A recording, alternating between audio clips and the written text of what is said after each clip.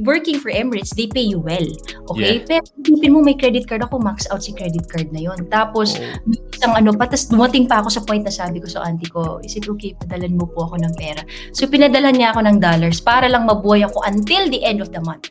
That was, when I look back, nakakahiya. Alam mo yung nakakahiya. Napagdaanan ko yun. But that's a scar that I'm proud. That's a scar that I'm proud now because I know that I really learned. Hey, this is KJ, and welcome to the latest episode of Pera and Purpose Podcast, a show about money and meaning. My aim is for you to use money as a tool to live a meaningful life. Yon! And before we begin, gratitude shoutout muna ulit tayo. And for this episode, I want to give a huge shoutout sa aking kaibigan dito sa UAE and a fellow Toastmaster na si Jason Ariston. Ayan. Dahil palagi niyang nire-recommend si Kuya Jay sa kanyang mga kaibigan pagdating sa usapang pananalapi. Ang lalim, no? Tagalog ng Tagalog. Oo, kasi ang kaibigan natin ito ay isang Makata na taga Pampanga and meron siyang Facebook page na ang pangalan is yung Anak ng Poetic. So makikita niyo yung kanyang mga, ano ba tawag doon, yung kanyang wordplay doon sa kanyang Facebook page na may inspire ka na ituloy ang journey mo as an overseas Filipino. Kasi mga content niya, mga tula niya is about mga struggles and success ng mga Filipinos working abroad. So kung gusto mo makita yung mga content niya, follow niyo siya sa Facebook, that's Anak ng Poetic. So Bro Jason, maraming salamat uli sa iyong suporta. Really appreciate whatever it is that you're doing for me. Yon! Okay. So ito na ang ating fourth episode ng #Inspirasyon. Inspiring Pera Stories of Overseas Filipinos. And ang ating guest today, baka marinig nyo is parang artistahin ng kanyang pangalan. Pero mas artistahin siya sa personal kaysa dun sa alam nyong anong tawag dito, si Yaya Dab, okay? So binigyan ko niya ng clue kung ano yung kanyang pangalan, no? So she is a flight stewardess for 12 years sa Dubai o sa Emirates. Yun yung kanyang career dito sa UAE. And she is also one of the co-founders of Investhusiasts Social Club, a non-profit organization that conducted unbiased financial seminars for Filipinos in the UAE. And in addition to that, meron din ang Investhusiast na events management company, which is an events company geared on creating financial events for Filipinos. Also, she is the co-creator of Crewssentials, a flight attendant planner, and a co-founder of HealthyBucket, an online wellness store in the Philippines. She's an entrepreneur, been married for a decade, and a mom of Noah. And ito, i-claim ko na to. She is a future registered financial planner. Yan. So, let us all welcome the one and only Miss Mae Mendoza. Ayun. Woohoo! Hi, Jay. Kamusta? Mabuti naman. Sabi ko, ang ganda naman ng pangalan ng kaibigan mo na Anak ng Poetic. Follow nga yun. Oo. Follow nga yun. Magaling si Brother Jason. Oo, kamusta? Kamusta naman ang Okay. Mabuti RFP naman, class? Jay. Oo. So, ayan. Sana pumasa sa case study next time. Pero, Jay, you were talking earlier about your friend. And, it really makes me happy, Filipinos helping Filipinos. Because, when they said that, crab mentality ang Filipino, I don't think so. I think a lot of bayanihan still lives on dito sa atin, the spirit of bayanihan. So, it's good to hear stories about that. Na, he's helping, you're helping him also. Galing. Yes, and that's what we want to create for Filipinos sa UAE. It's a culture and a world or parang an environment that supports everyone. So kaya I thought na maglagay ng gratitude post kasi those people as well are helping me in the background na they support whatever it is that I'm doing. And mahirap, alam mo naman, you're also an advocate of Finlit, and it's hard to promote this advocacy on your own. Or if konti lang kayo, and if you have those people around you, it makes it much easier. Kaya, and I'm really happy that I met you as well dun sa nung nag-sit in ako sa anong tawag dito sa RFP. Shout out kay Brother Rinzi, ayan, for allowing me na mag-in. Oo. Magaling so, na instructor. Napakagaling na RFP instructor, batch 1 yon. Pero dati pa tayong nagka-connect sa Facebook I think I was in that path of in improving my financial situation then. through Investhusiasts nga. Yes. And parang nagka-connect ulit tayo after ilang years, after 3 or 4 years yata yun. Sabi ko, That's true. The small world, Jay. Small world. And Oo. magkakakilala din yung mga friends natin dito Yes. sa community. Sayang lang hindi tayo nagkakita face to face para at least 'di ba nagkaroon tayo ng mga offline sessions. Kasi I'm sure Exactly. lalo namimiss ko ang mga events ng Investhusiasts. Although isang beses lang ako naka-attend dun kay Bay na Piso Ah, Mastery ata yun, oo. I was yes. able to attend that. Yes. Kasi nga Sa schedule Hyatt din. Place. High place. Yeah. And sana nga mabalik 'yon. So hopefully bigyan ng chance, no? Buhayin niyo uli siya kasi kailangan siya ng bawat Filipino, especially now. Yes. Oo. So Hopefully 'yon. webinars. Oo, Ayan, webinars excited 'yan. ako, Jay, ha. Excited ako ano ba pag-uusapan natin. Sana naman sagutin lahat ng mga tanong na Eto, yan. napaka napaka-juicy ng ating segment na ito kasi Okay. what we want is to inspire many Filipinos to improve their financial situation, and yung iba iniisip na parang wala na silang pag-asa. And ang purpose nitong segment na to ng inspirasyon is to let people know na merong mga overseas Filipinos who also experience whatever it is that they're experiencing right now, financial struggles, and kung yung sobrang pagpapadala, like overspending, being in debt, maraming naka-experience niyan and marami ring naka-overcome ng situation na yon. And I want them to feel na they are not alone and there are ways kung paano yon masusolusyonan through your story and yung stories din ng mga past guests natin. Let's start this segment na, no, May. And ito yung lagi ko tinatanong yung tanong na why. Why did you Yes. become an overseas Filipino in the first place? Okay, ayun. Interesting question, Jay. Because, me being an OFW wasn't really by design. Hindi ko siya pinili, but it just happened. It beautifully happened. So, I was 21 years old. So, parang story lang, no, if you can indulge me. So, I was 21 years old. I was a fresh grad. That was my second course. So, my course was journalism, communication. I majored in journalism. So, I graduated March, and then I went to Manila to visit my grandmother because I'm from Bukidnon. I'm from the southern Okay. part of the Philippines, mga Bisaya dyan. So, kung sino mga Bisaya dyan, maayong hapon, buntag, gabi sa inyo. So, I went to my grandmother, and then she said, "Oh, why don't you apply for Emirates airline?" And that time, Jay, I didn't even know what Emirates was. I just knew that it was an airline. Pero I Yeah. didn't know where Dubai was. I didn't even have an idea na, okay, ano ba yung uniform niyan? So, wala. Mhm. So, why don't you apply? Kasi meron daw siyang pamangkin who is a flight attendant also for Emirates. So, I said, okay, let Wow. me try. So, nag-apply ako. I submitted all my requirements, and then 2 days later, I got an email and a text message from the agency. They told me na, okay, report. And then Wow, since then, bilis. the rest was history. The rest was history. It was very quick, Jay. It was very quick. And I think that time, 2008, Emirates was really doing a massive hiring also. So it just happened that I was also, I was blessed, and you could call it lucky also. So when I left for Dubai, I had nothing. Okay, I was 21 Oh. years old. So I was a fresh grad, imagine. So Wow. pretty much for the whole time, I was dependent sa parents ko. They, Mhm. they paid for my schooling, everything. And then when I went to Manila, they paid for everything, yung allowance. And then when I left for Dubai, I tell you, walang property, walang pera, kasi nga, dependent ka nga sa parents mo, Yeah, di ba? oo nga. So when I left for Dubai, the only thing that I had, Jay, was my dreams. Pangarap ko. So kung empty yung bulsa ko, yung puso ko at yung isipan ko puno ng pangarap. So Wow. those dreams were really, I didn't know how long I would stay. I was single, so I didn't know how long I would stay. For me, FA, I wanted to travel the world. But yung pinasok ko talaga sa loob ko, I left empty-handed. But I want to make sure na pag uwi ko talaga, my pocket will not be empty. That was my dream.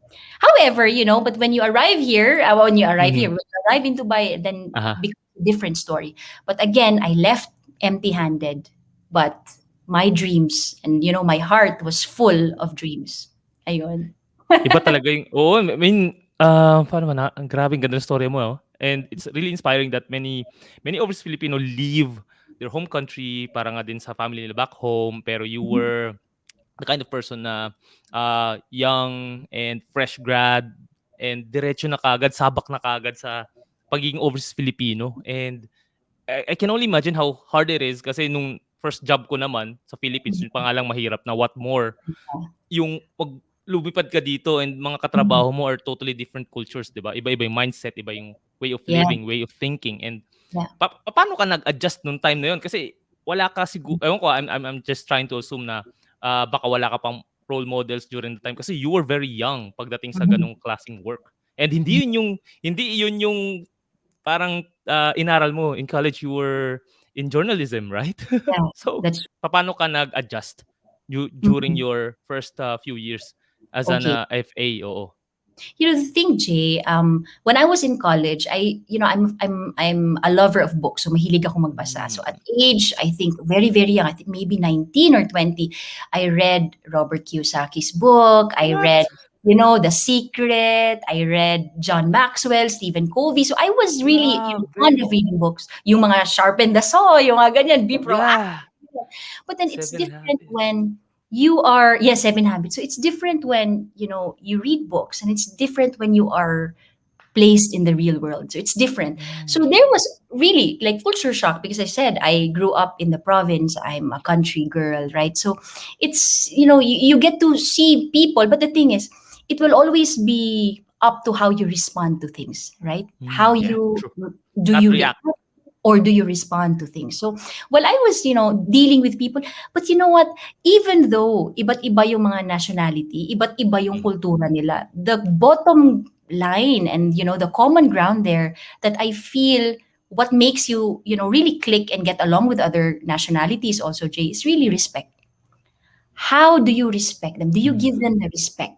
And also, marirealize din natin how we say things, like iba-iba yung lengguwahe, iba yung accent, right? Mhm. Some words might be different, but then again, I was always mindful with what I say and how I said it, Mm. because as you never know what could be okay to you might be offensive to the Yes. other. So really, I was Mm. mindful to the words that I said and how I said it also. But bottom line really was, it was respect.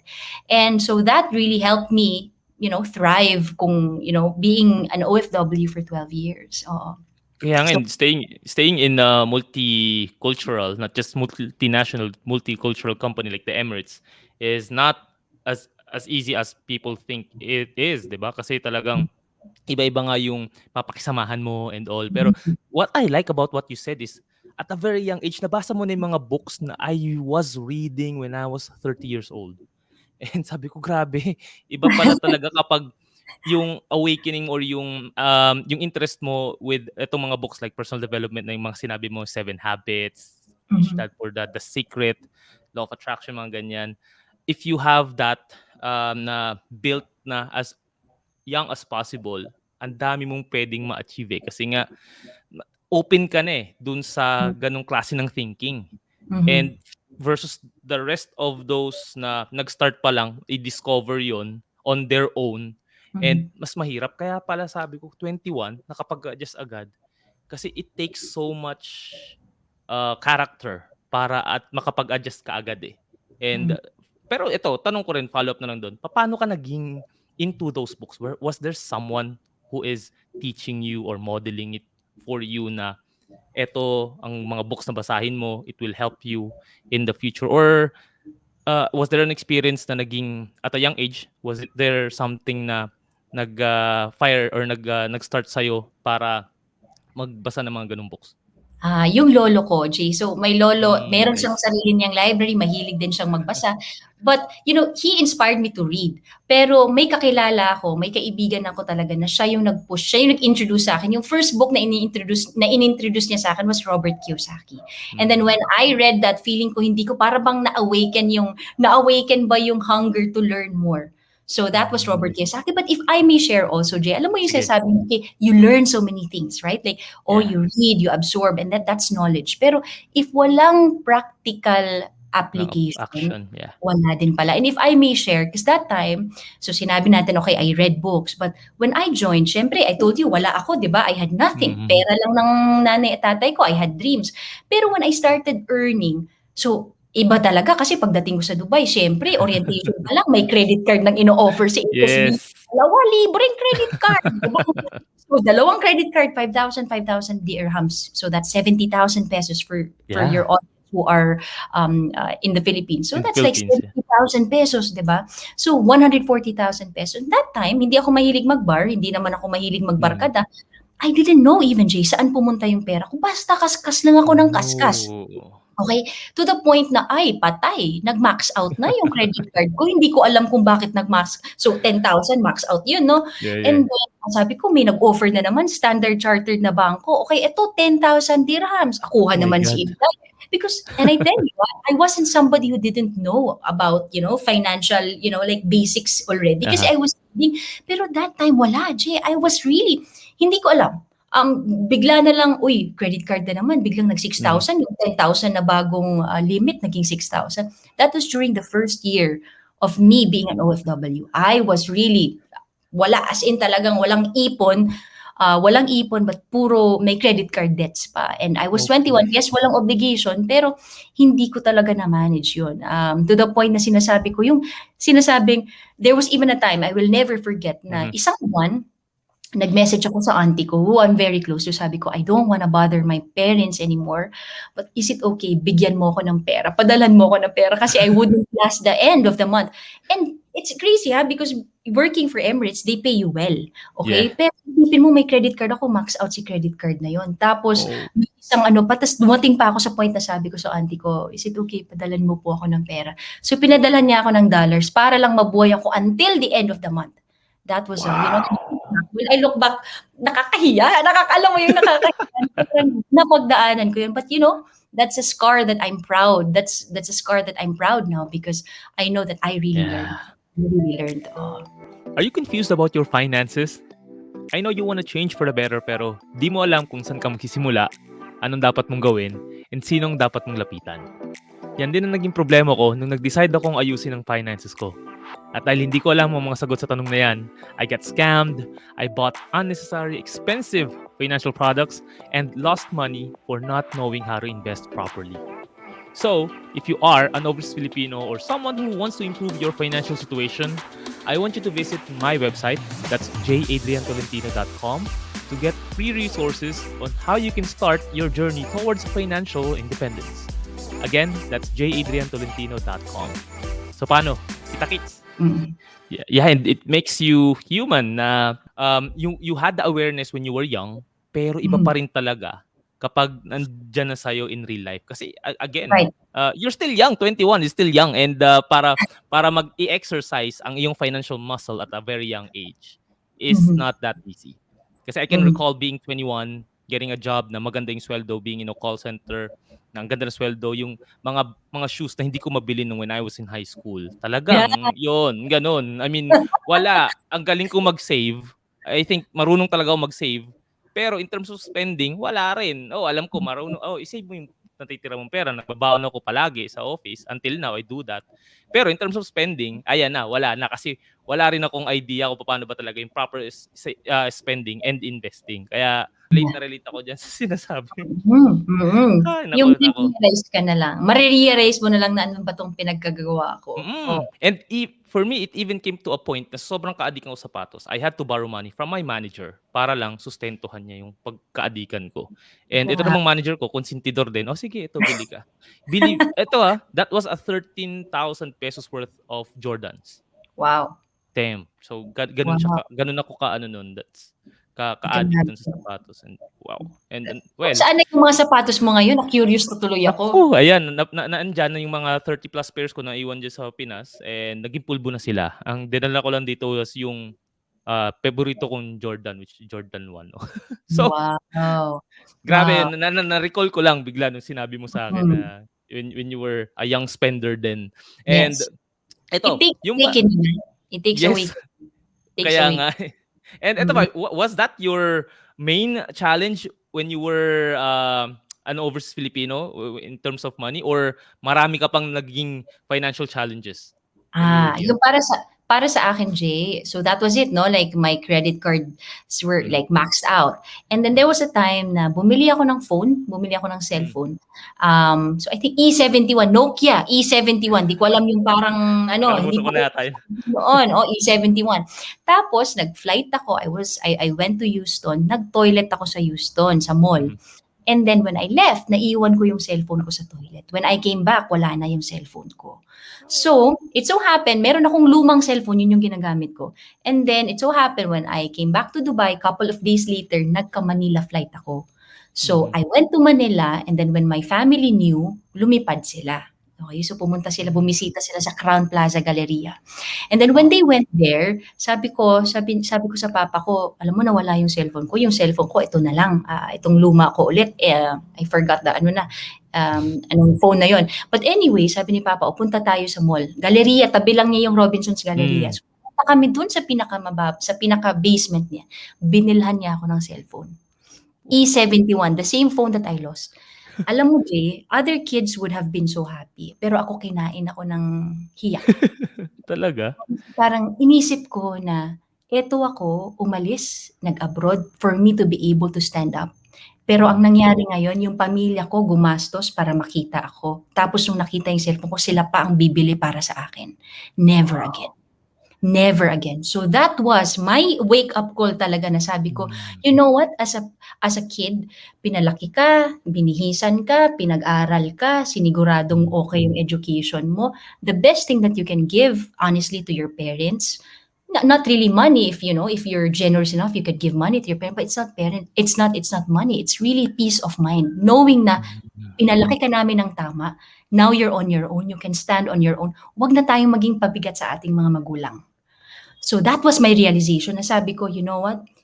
I have to manage whatever it is that I have now. I should be an adult. And I remember back then, I was in high school, or I was in college. Kinausap ako ng papa ko. Sabi niya, in life, if you want to be successful, hindi lang isang aspect. Kahit gaano ka katalino dito, pero yung social mo, yung emotional mo ay sira. Hindi ka pa rin kompleto. So doon ko na-realize, actually, yung financial aspect pala is still an aspect of your life. So you have, kahit gaano ka, okay, you read books, okay, you have good friends, right? You're spiritual, pumupunta ka sa simbahan, you're very religious, you're very faithful. But then yung finances mo still, is a mess. So you really have to strive also. If you want to be a master of your life, make sure that you also look into all aspects of your life. That's what I did. And I was 22 and a half that time. I was 22 and a half. Or almost 23. I was 23 when I woke up. I was 23. Wow! Ang daming words of wisdom na sinabi mo. Kinikilabutan ako kasi, alam mo na rin, kanina we were talking about itong recording na to, and parang when I came to Dubai, I shared din yung story ko, na na-realize ko na kailangan kong ayusin yung finances ko, pero yung aspects like what you were saying, in different areas of life na kailangan mo ayusin, social, relationship, spiritual, and finances, kailangan talaga ma-master mo yung apat na yun eh. Kasi I did back then was nag-focus naman ako sobra sa pera, and I lost the relationships. I wasn't intact sa akin kay God. Wala talaga. Kasi I thought na lahat ng nangyari sa akin is kagagawang ko. It's because of my strengths, because of my diskarte sa buhay. Pero yun nga, hindi pa rin ako naging masaya when I was pursuing money. So, tama yung sinabi mo na hindi pwedeng sa isang area ka lang magaling. Kailangan lahat na fulfill mo sa when you really want to live a successful life. Yes. Ganda. Yes. And you, tandang-tanda mo pa, 22 and a half, very specific. 22 and a half. Oh, yeah. Ganun kalalim yung hugot mo, no? That was the wake-up call. Yes. Yung wake-up call talaga, hindi mo makakalimutan yan. And, okay, so, eto na, you had the awakening. And, paano mo ngayon na-overcome yung mga financial problems mo? You mentioned you were in debt, di ka makapag-save. Paano yun? So, firstly, really, the decision first na, okay, I'm gonna stand up, I'm gonna fix my life, I'm gonna fix my finances, and then after that, I will look back and I will say to myself, I did it. So, begin with the end in mind. So, sinabi nga ni Stephen Covey, diba? So, I was already imagining what kind of life do I want to have. So, after that, upo. I bought a notebook, upo, budget. Alam mo, Jay, ito pa, kasi diba I had credit card debts. Iniisas yan, column. And I wasn't studying, accounting or finance.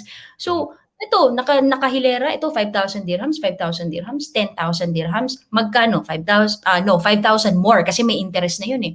Yes. Kinukompute ko yun, interest. Sabi ko, I want to finish my debt in 1 year.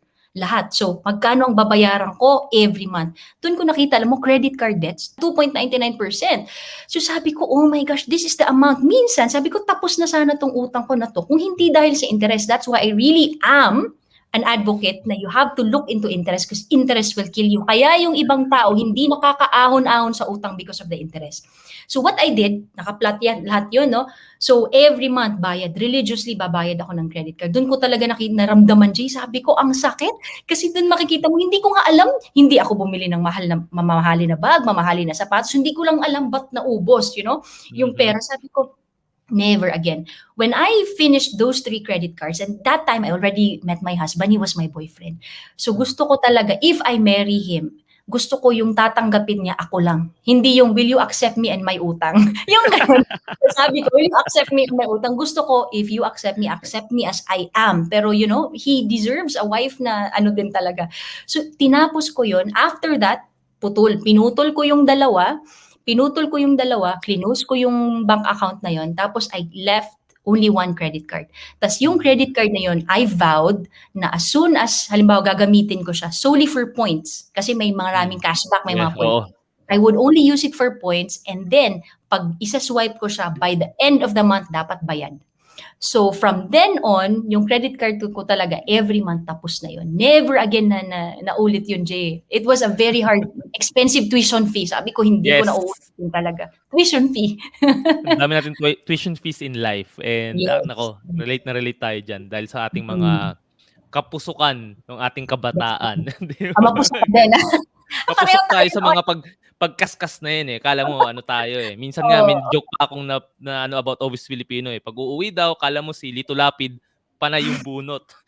So, bunot ng credit card, bunot ng wallet, lahat. Hanggang pagbalik, wala nang madukot. Kasi wala na. Yung uuwi, di ba? Ang ganda ng binibigay sa family and pagbalik. Well, okay naman yun. Pero again, you just have to manage it. Di ba? Yeah.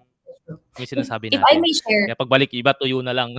Sige, that's true. Sige, go. Wala talaga. I remember, umuwi ako isang bakasyon, tapos nasa boarding gate na ako. And then, meron akong isang nakitang OFW, naka-pajama lang, naka-chinelas J, naka-pajama. Wala siyang ibang dala, wala siyang bag, babae, mahaba buhok. Tapos baggy shirt, malaking t-shirt niya, tapos pajama, naka-chinelas. Tapos may dala-dala lang siyang supot. Tapos nung nakaupo na, 'di ba, boarding gate, you're waiting for the announcement to board.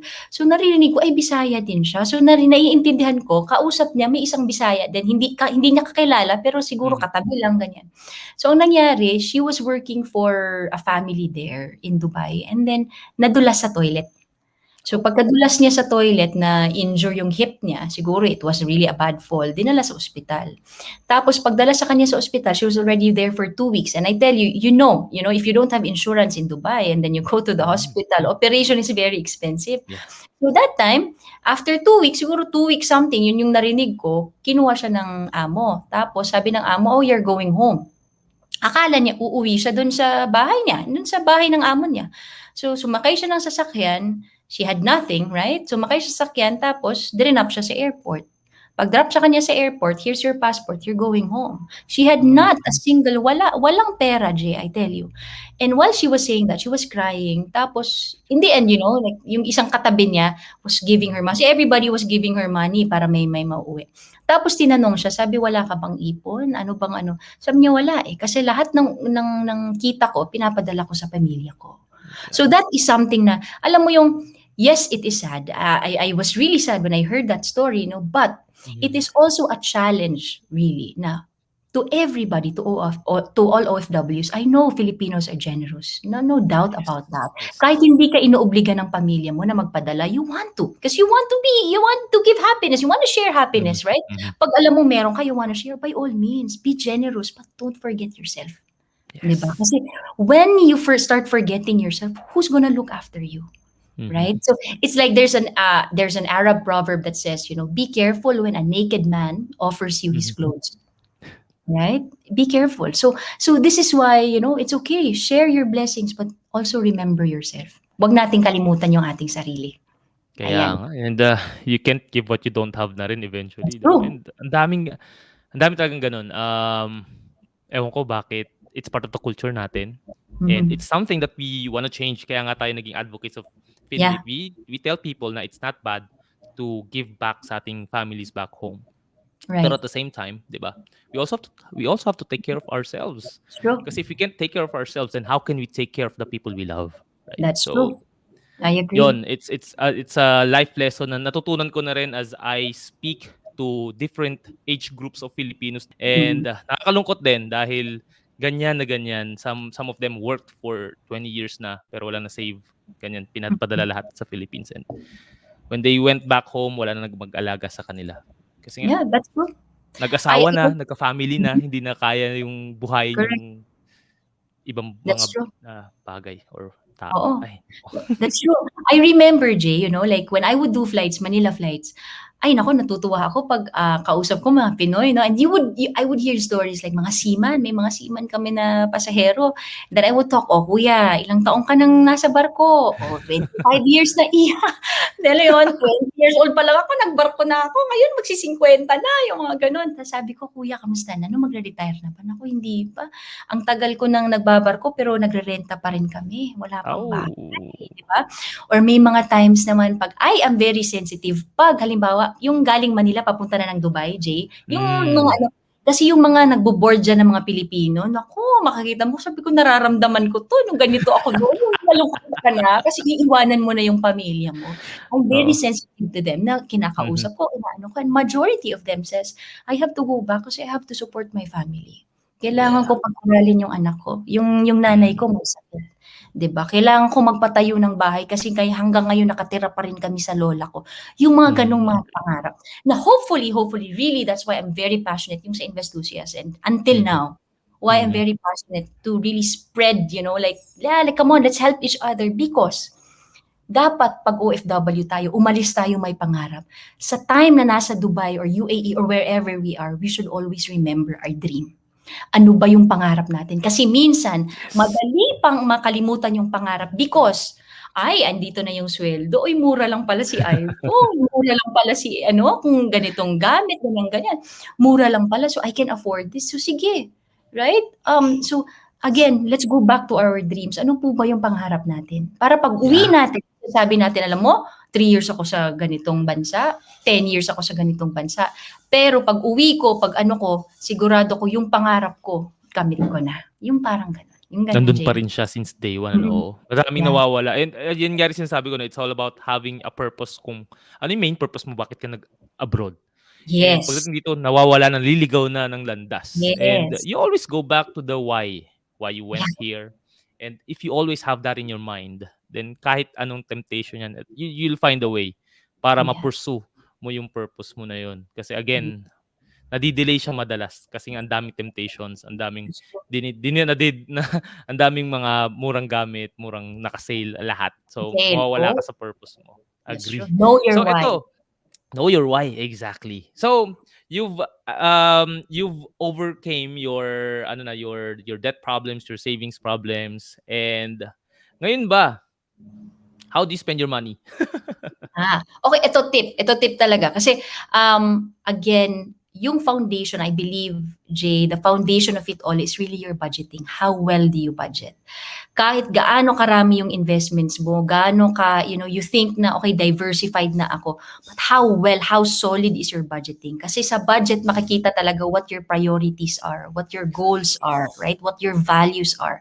So for me, yung tinutukan ko talaga was yung budgeting ko. Sinabi ko kanina sa iyo, 'di ba, na when I tried to cover all my debts, yung binayaran ko na, Mm. it all came down to budgeting. Magkano kita ko? Itong kita ko, magkano ang ilalabas ko para sa expenses? Magkano ilalabas ko for savings?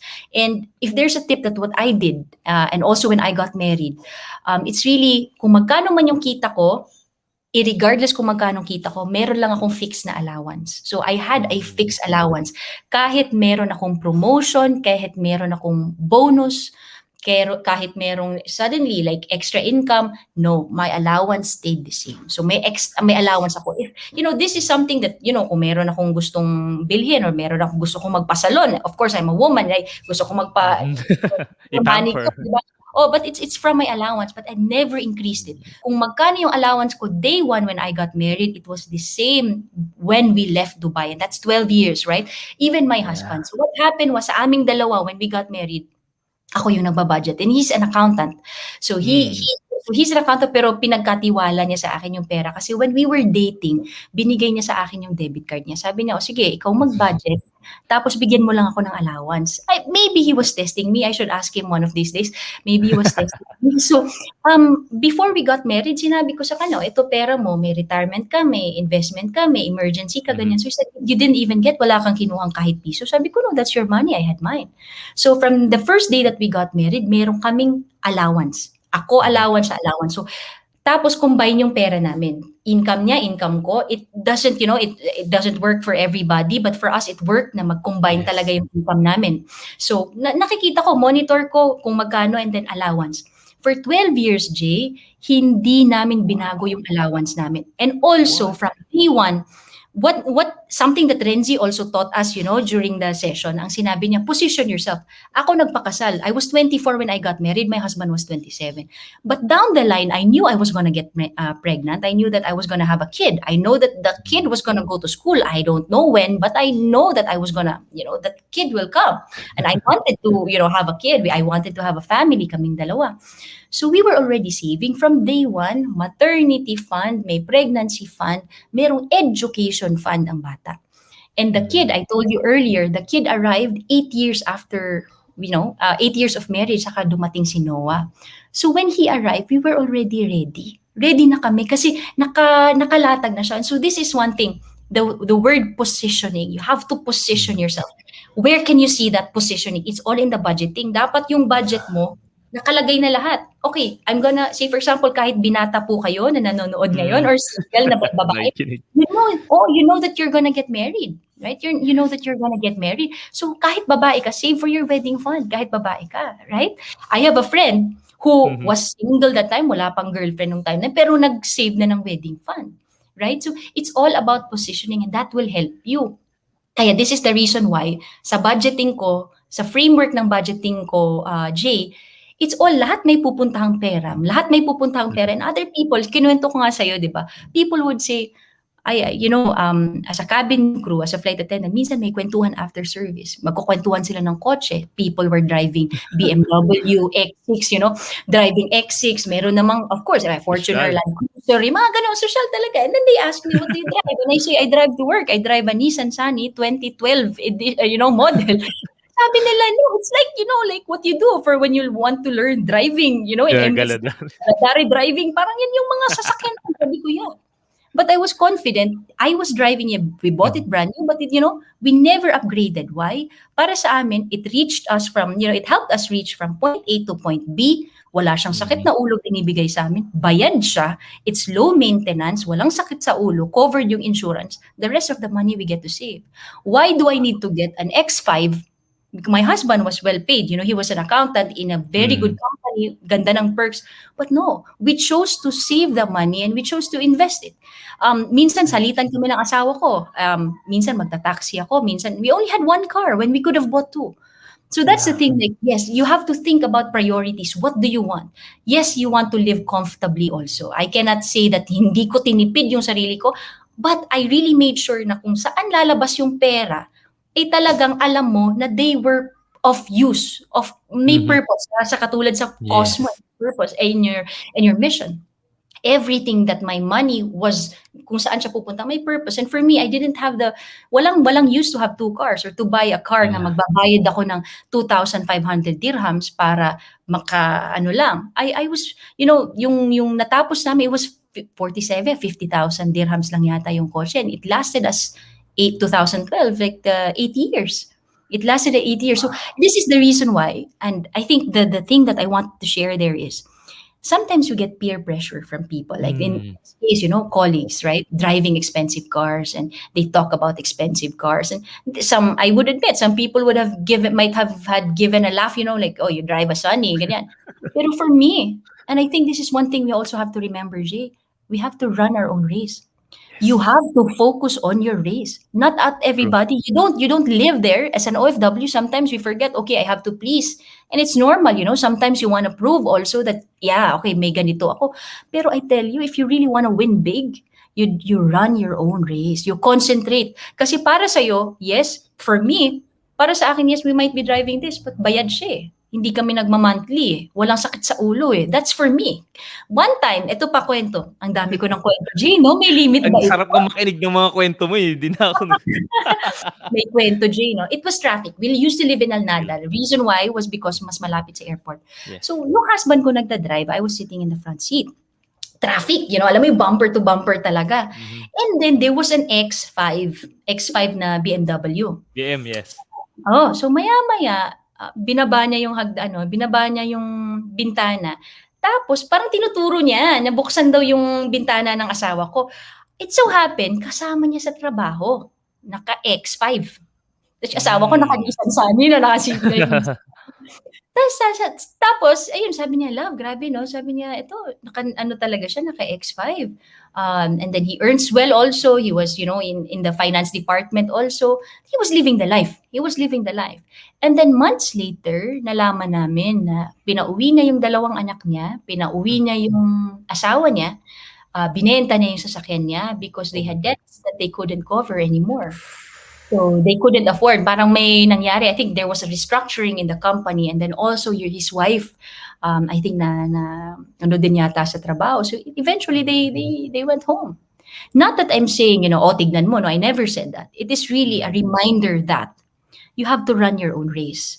Whatever it is that you do, yung decisions mo sa buhay mo, tignan mo talaga, how will this affect my family? Lalo pag pamilyado ka na. How will this affect my family? Yung mga decisions ko. Because sinasabi nila money is not important. And you know this, Jay. They say money is not important. No. But your money can tell you how comfortable you will live, what kind of food you will eat. Right? Makakain ka ba ng 3 araw? Saan ba mag-aaral yung anak mo? Right? Or may matutulugan ba kayo? Money will dictate that. So it's not the most important thing in the world, but it is important. So importante na pag nakuha mo na yung pera mo na yan, bantayan mo, wag mo nang pakapaglagan. Bantayan mo talaga kasi mahirap. Alam mo, ang dami mong shinare, napakagandang story. Pwede ko siyang ikat isa-isa and ang dami matututunan dun sa mga stories na yun.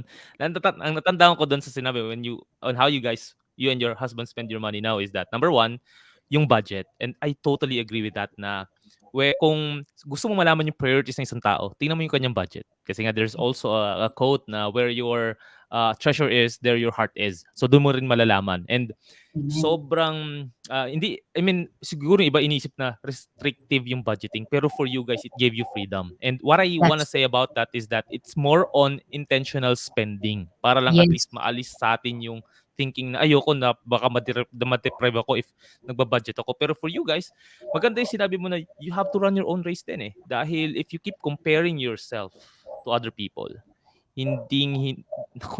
bumabalik na naman yung alaala ko nung nangongolekta ng sapatos. I kept comparing myself. Parang ang value ko depends on the shoes that I wear. Kasi mga tropa ko sa office, they play basketball, they have the latest na mga sapatos din. So para makasabay and makaangat sa kanila, I have to be the first na makakuha nun. And ang ending, hindi ko naman pala gusto yung binibili ko. It doesn't make me happy kasi every end of the month may bagong release.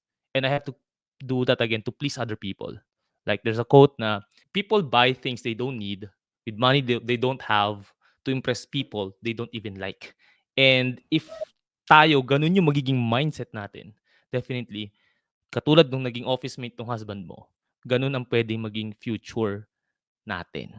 And ang galing, ang ganda nung sharing na yun, promise. And I'm glad that I have you in the program to share that para yung mga younger generations pa na mga Overseas Filipino, if mapakinggan nila to, they'll have a quick view of the future if ganito yung ginagawa nila. Right. I have a question, Jay. Sige lang. Sorry to cut you off. I have a question. Do you still enjoy it though? Like right now, you have a position, right? You earn well. Pero do you still enjoy? Enjoy ka naman. You still buy shoes. Ayan yung tanong. Yeah, I buy shoes pero very rare na. Yung pang-gym ko, yun na rin pang-office ko. And then, diba? parang ang paborito ko nga shoes back then was yung sa day-to-day na 30 dirhams. Kasi it gets the job done naman. I mean, it's fine. Pero yun lang, minsan, pag lagi ko nasusuot, nasisira rin siya agad.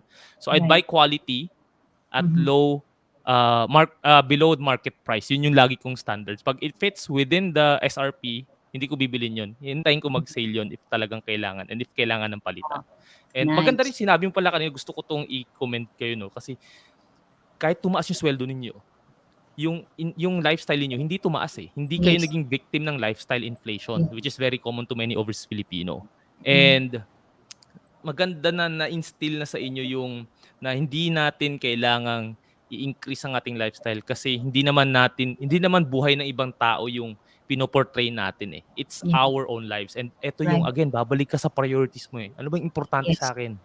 'Di ba? And wow, ganda. Ang ganda. If you are on purpose, if you live life with intent, hindi ka mai-influence ng outside world eh. Yeah. 'Di ba? But also, Galing. Jay, like it's good Mm. to like, we understand that, oh, it's Mhm. important to save. We really have to run our own race. But sometimes we forget also.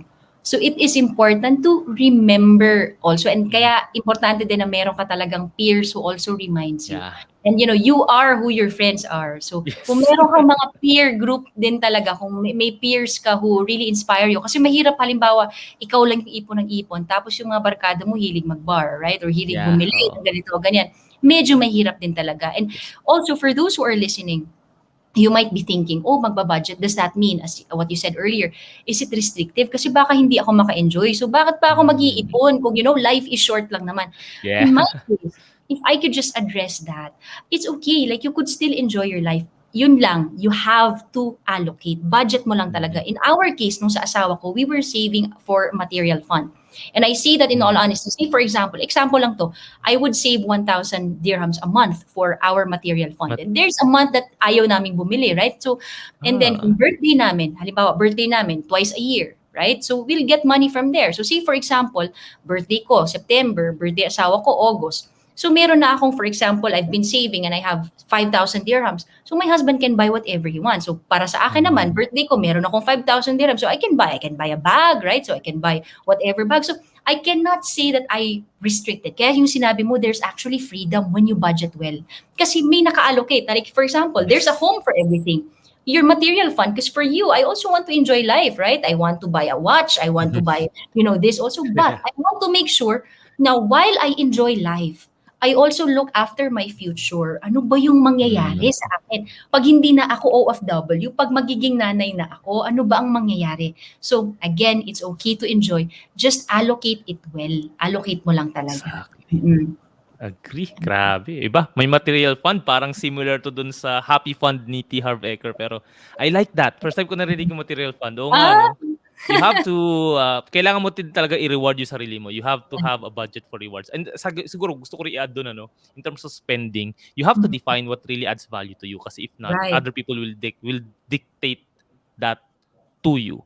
And i-define mo rin kung ano ba talaga yung happiness. Ako, I find happiness in reading books. And magkano lang mga libro. Like this one, the one that I'm reading right now, Atomic Habits, ni James Clear. Right? So, magkano, Yes. sobrang daming value binigyan ng book na to. It's only like 40 dirhams. And it's something na talaga mind blown ako sa book na to. I hope you also can read that. Okay, so ito na, let's fast forward a little bit and gusto ko malaman ngayon, you mentioned you're already investing. So, ano ang mga kinukonsider mo na best and worst investments mo so far? Okay, best and worst investments, ha? Yeah. Okay, simula tayo sa worst investment. Siguro mistakes, no? Mistakes na medyo mahal talaga yung tuition, Jay. And I think these were investments na crowdfunding. I joined two crowdfunding na mga initiatives dyan sa UAE. Common And yan dito, yeah. if I look back, it was really because I entered and I did not study. I entered and I did not study. So hindi ko pinag-aralan kung ano ba talaga to, what are the ins and outs. I entered because I trusted the person. And this is why, bottom line, moral of the story there, when you enter into a business, you have to look at, kahit kaibigan mo yan or kapamilya mo yan, you have to look at the track record. Ano bang track record nito? Okay, so maybe this friend of yours or this person that you know is a good employee, but is he or she a good entrepreneur? Ano yung track record niya? How many businesses have worked? Okay, kasi nung time, if you ask me now, the answers of those two failed crowdfunding initiatives were, yes, they were good employees, but they were never good entrepreneurs. And also their track record, they didn't have a good track record that, their businesses actually made it. So that was a very pricey lesson. And I really make sure that I, carry that with me now na if in case you enter into a business, you have to study first. lalo na pag mga kaibigan mo mag-o-offer or people that you know, people that, a friend of a friend referred to you. Again, you have to look into the track record. Okay, see for example, magtatanong ba tayo sa isang surgeon heart surgeon, Doc, tama bang ipabunot ko na yung ngipin ko dito sa loob? Hindi, di ba? When you're asking for a surgeon, heart surgeon, you ask about the heart, right? You don't ask about dito ba sa ngipin ko o yung sa brain ko, itong right? So specialty and also track record. That's one lesson that I learned. So that was the worst. That turned out to be a very pricey but meaningful lesson kasi mahal siya masyado, but I really learned from that. Mahal siya. And for sure you know this, and you these crowdfunding initiatives, but dalawa yon, I failed there. But the best investments that I have, and hopefully this is what I also told my 20-year-old sister when she's 27 now. She joined me in Dubai when she was 20 years old. She was younger, Jay, no? She started budgeting so way younger than I was. I made sure hindi niya pagdadaanan yung mga mistakes ko. And I told her the first investment that you should always make is insurance.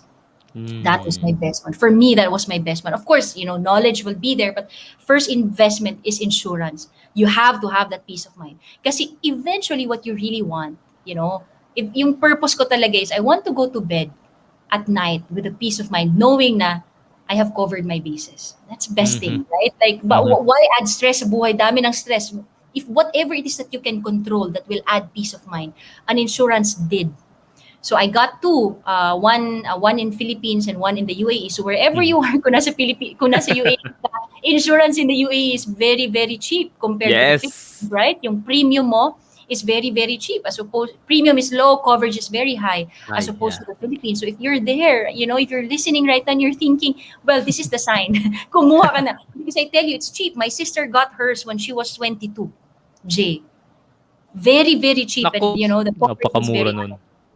Very, very cheap. And she got it from the same company where you used to work for. So sobrang talaga. And then so that's one. I think that's the best investment. I invested in nag-invest kami sa insurance at age 20. I was 27, I think, and then when I was 20, I was 30. That was the second time. So at least there's peace of mind. And then what else? Real estate, but real estate is a different topic also. Mostly Filipinos, all Filipinos really want to own a home. It's a dream of most Filipinos to have a place that I can call my own. Real estate is also one of my best investments.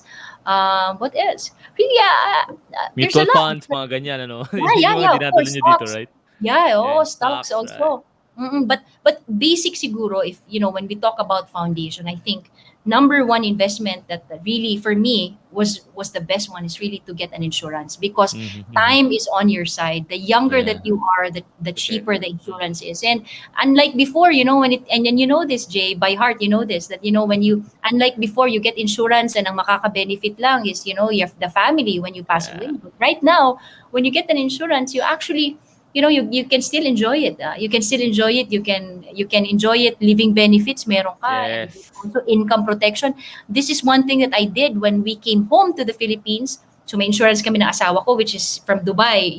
This is where you used to work for. Used to work before.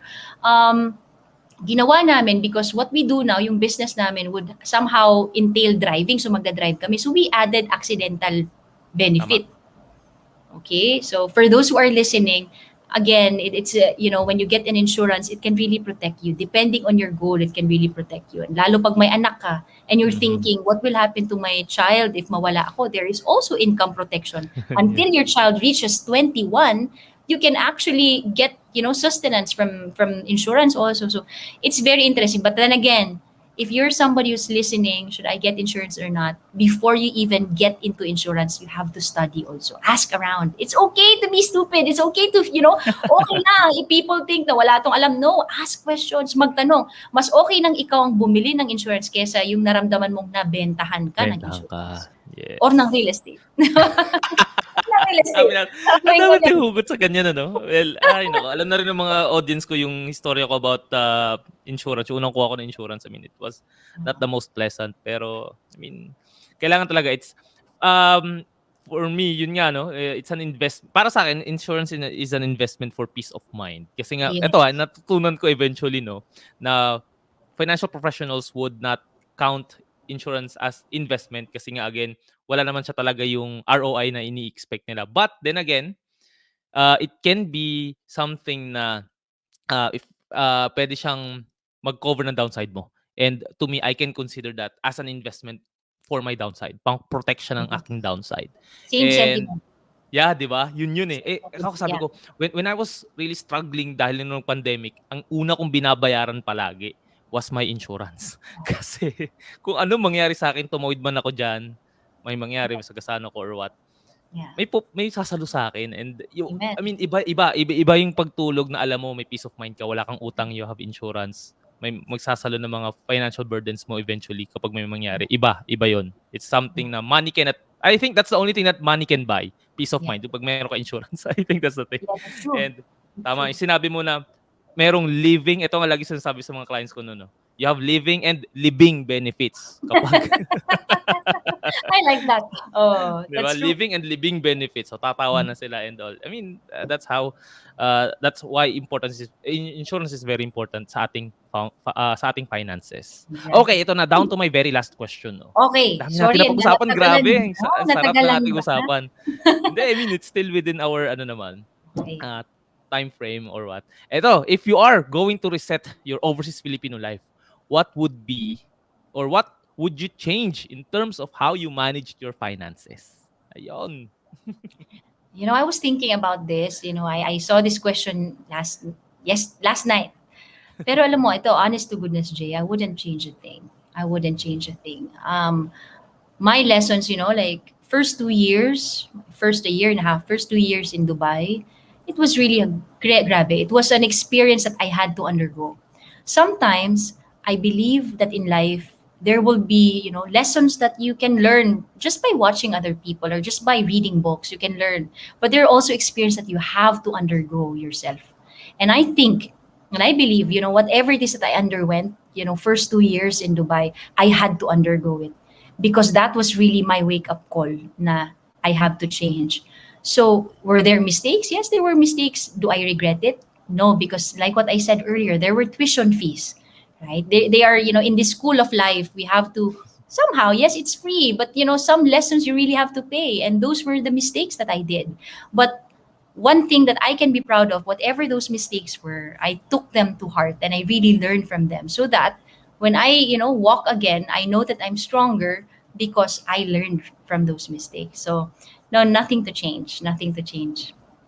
Galing. Slow clap. Ayan. I mean, ang Yeah. ganda nun. What you did was yung tinatawag na parang ano to? Audited experience ba ang tawag nila para makapag-prevent ng mga repeat mistakes. Mhm. And if hindi nga naman talaga natin ina-analyze ang mga nangyari sa atin in the past, then those mistakes will keep on happening in the future. And ang Yeah. ganda, ang dami mong na-share. I'm very honored that I got you here sa program. Ang dami ko natutunan. It's a great reminder for me and also for my fiance, paano namin i-manage ang aming future na mga Uy, savings. you're Kaya, about to get married? oo, Kailan? in the next 6 months, hopefully. May hopefully. Yeah, Pero malapit we na. are working that out na. Mga documents na lang talaga hinihintay namin. That's cool. So, Oy, can I grabe. share something? Since Sure. you're getting married, just a little bit. It won't take long. It won't take long. Sige lang. When I got married, I remember when everybody knew that I was getting married. The colleagues that I had, the flight attendants would maglo-loan yan, Jay. Maglo-loan ng 1 million pesos, 2 million pesos to get married. And then, what I did sa aking mag-asawa, we saved money. Our wedding was less than 20 people. Okay, 20 people lang yung nag-attend. So we spent less than 100,000 pesos. Yung savings namin na kinuha, we bought our first house and lot. And Nice. since then, that was 2010. I got married 2010, December. So, yung bahay na yun, may nagre-renta na since day one when we bought it. Kasi hindi makayanan nung owner, so binenta. May nagre-renta sa bahay. So, we bought that place. And now, it's 2021, still may nagre-renta. So, it's a passive income. So, this is what I tell you also. Real estate investment was one of my best investments. But my bottom line here, if you're getting married, yes, the wedding is your dream wedding also, but remember, after the wedding, there's marriage, right? There's marriage after that. So again, if you really want to have a lavish wedding, that's up to you. by all means, but then also think about what's gonna happen afterwards kasi importante din talaga yun. Oo, the life after the wedding. Wedding, Ayun. yes. All the Focus on the best. marriage, not on the wedding. Oo nga, well, thank you. Ang ganda nung tips na binigay mo lahat. Marami Hanggang sa kang pinaka very end. Alam mo, dapat mag-podcast ka na rin kasi gawin mo na milyonaryo ka to naman. Sinsilyo lang para, yan sa'yo, yung coins lang yan sa'yo, yung mga 5 million na kasal. Nako, coins lang nako, yan sa'yo. how I wish. How I wish I can splurge on that, no? Parang, I'd rather spend it on something na baka, yun nga, no? On a passive income na generating na investment. I'd rather do that. Pero again, I have to consider my better half, of course. So, yun. I'm sure maraming matututunan ng ating mga audience. Pero, paano ka nila contact? Saan, ano ang iyong ginagawa right now? So, social media handles that you wanna promote? Sige, please. Okay. For everybody who stuck around and still, are still listening, thank you very much. Thank you for, being with us during the whole episode.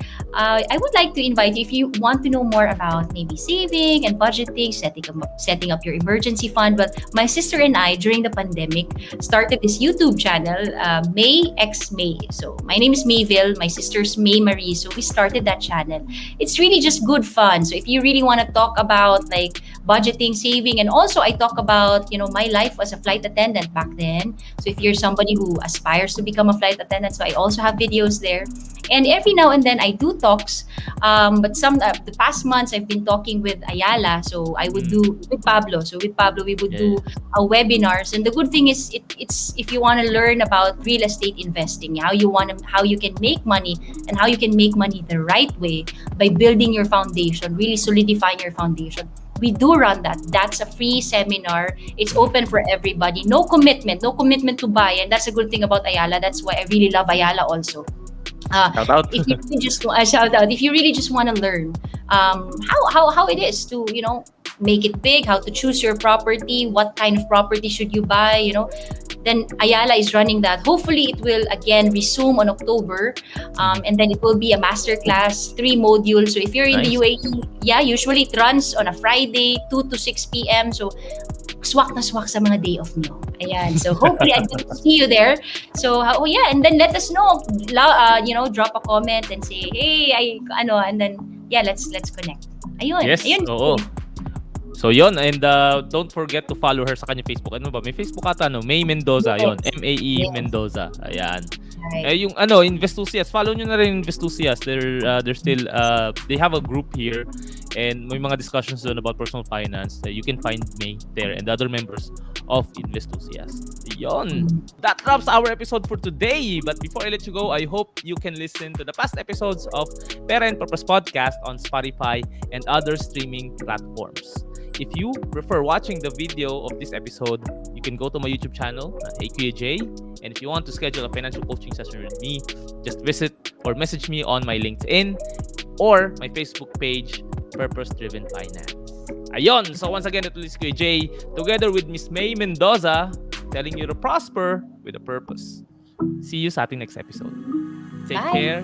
Bye-bye!